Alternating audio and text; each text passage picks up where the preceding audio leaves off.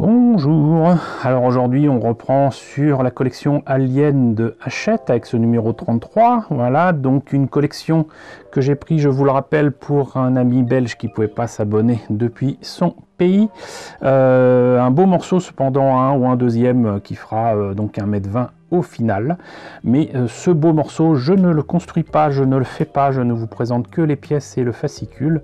Si vous voulez voir ce que ça donne pour le montage, je vous conseille de vous diriger vers deux chaînes amies, deux chaînes de YouTube avec Chris Collection qui propose donc des vidéos régulièrement de chacun des fascicules pour montrer donc le montage pas à pas, et aussi l'ami du nom d'Ilmic qui lui propose aussi ce montage pas à pas, parfois avec plusieurs numéros d'un coup, parce que bon, on reçoit quand même assez peu de morceaux pour que cela nécessite, comment dirais-je, une vidéo à elle toute seule, voilà, mais on se complète parfaitement donc, puisque donc ils font le montage de l'Alien, mais moi je me contente de vous présenter les pièces et surtout je vais vous présenter le fascicule et le commentaire.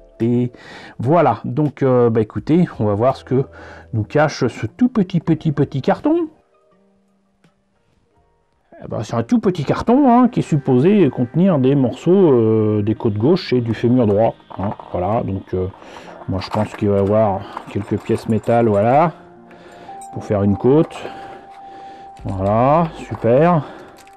Côte par côte, hein. Chacun de ces numéros de 12 €. Hein. Et de l'autre côté, ça doit être certainement des petits éléments pour permettre de monter le fémur droit. Voilà, voilà. Je rappelle qu'on en est au numéro 33. Et beaucoup de mal avec cette main-là à ouvrir ce côté-là. Voilà, on a un tout petit morceau. Tout petit morceau, mais il faut se méfier. Des fois, il y a d'autres trucs qui se cachent.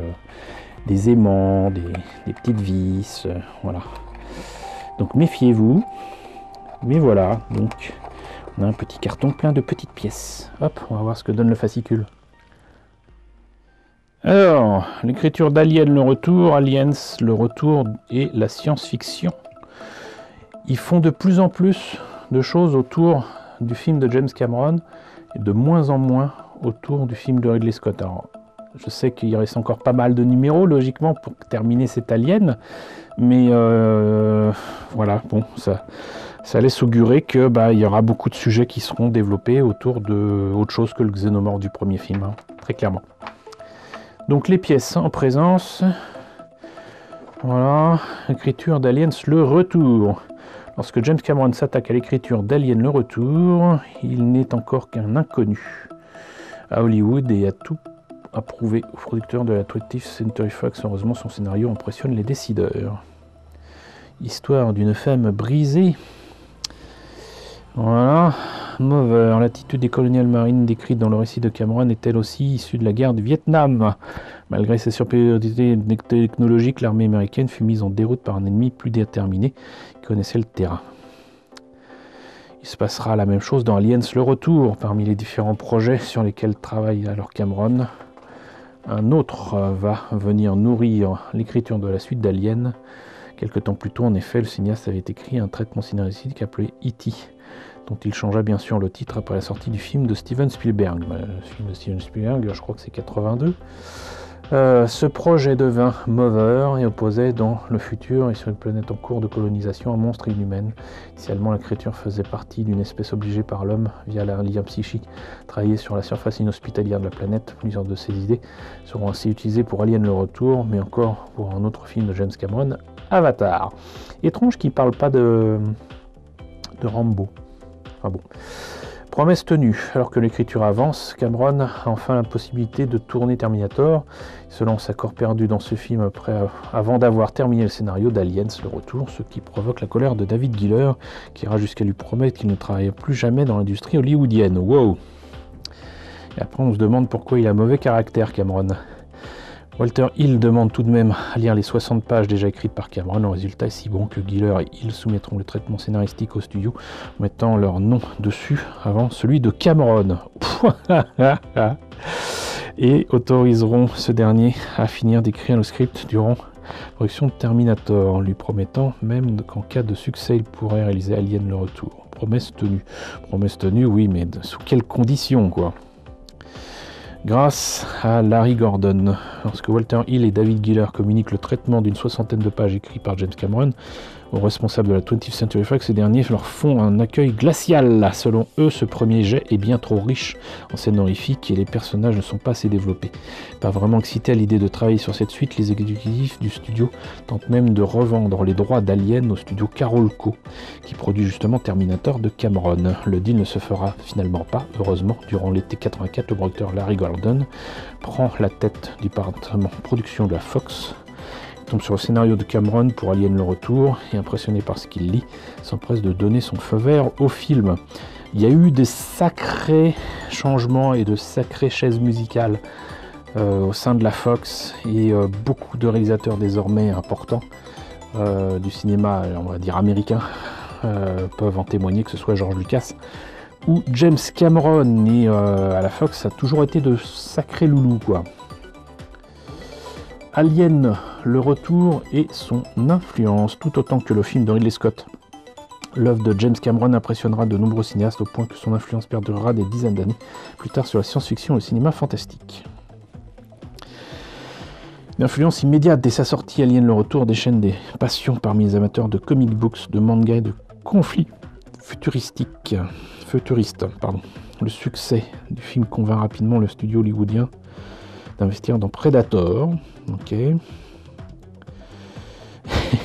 Donc Predator, dont le look Rasta a été suggéré au maquilleur Stan Winston par James Cameron lui-même. Il a surtout dit qu'il rêvait de faire un extraterrestre avec des mandibules. Mais bon.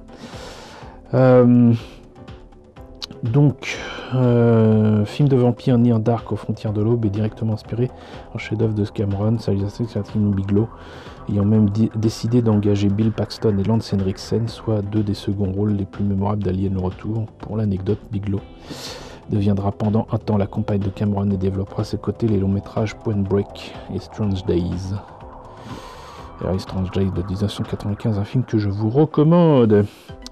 Popularité grandissante, la popularité d'Alien le Retour ne fait que prendre de l'ampleur tout au long des années 90 grâce à divers jeux vidéo.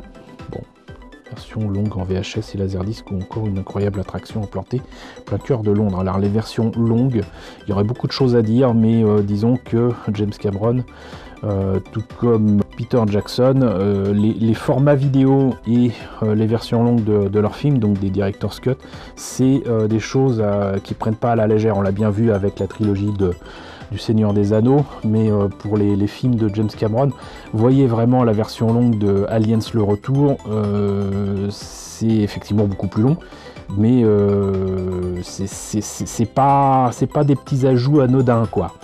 Donc franchement, voyez tout ça. Donc Stargate de Roland Emmerich, Mimic de Guillermo del Toro ou encore Virus de John Bruno, qui fut un proche collaborateur de Cameron. Virus était vraiment très mauvais. Casting de fou, mais très très mauvais. Style visuel du film de James Cameron inspirera nombre de films d'horreur. Starship Troopers, ok. Ok. Décennie passe, l'empreinte reste. La vase des emprunts se poursuit au fil des années 2000 avec Blade 2 de Guillermo del Toro, bon je vois pas trop pourquoi. Dog Soldiers de Neil Marshall, pareil. Pitch Black de David Twohy, ouais. Ghost of Mars, Reg 2, Transformers de Michael Bay, encore District 9. L'influence d'Alien le Retour se fait ressentir à travers plusieurs œuvres. Predators de Nimrod Antal, Attack the Block, ouais. Edge of Tomorrow. Notons qu'en 2009, James Cameron cède lui-même la tentation de citer son propre space opéra guerrier. Plusieurs éléments d'Avatar évoquent en effet irrésistiblement Alien le Retour. Là oui, c'est le normal. Fan club britannique, l'engouement pour Alien le Retour est rapidement propagé à travers le globe. Fan club destiné à célébrer le film de James Cameron a même été fondé au Royaume-Uni en 91 par un cinéphile du nom de Simon Clark. À l'origine réservée aux spectateurs britanniques, l'association a fini par se faire un nom à travers toute l'Europe, accueillant régulièrement de nouveaux fans en provenance de France, de Suède, de Finlande et du Danemark. Les membres britanniques devaient s'acquitter d'une inscription annuelle de 7 livres et les étrangers devaient dépenser 12 livres Chaque affilié recevait régulièrement des photographies du film, des stickers et des flyers annonçant des événements autour du film, jusqu'à ce que le film soit finalement dissous en 2001. Ouais, bon. Comment mesurer les distances dans l'univers? Vous prenez un mètre très très très long et puis des très très très très patients. Voilà. Bon, écoutez, c'était le numéro 33 de la collection Alien d'Hachette. Voilà, on a appris des choses, c'était sympathique. En tout cas, dites-moi ce que vous en avez pensé, vous, de ce numéro 33. N'hésitez pas à me le dire dans la section commentaires. N'hésitez pas à liker, c'est très important. N'hésitez pas à partager, n'hésitez pas à vous abonner si ce n'est pas déjà le cas. Coucou aux nombreux abonnés qui nous ont rejoints ces derniers temps. Bienvenue ici. Coucou aux grands anciens qui me suivent depuis 6 ans. Merci à tous de votre fidélité, merci à tous de votre soutien sur Tipeee, sur Paypal. Surtout, prenez soin de vous. Je vous laisse avec la liste des contributeurs de la chaîne et je vous dis à très bientôt pour la présentation du numéro 34.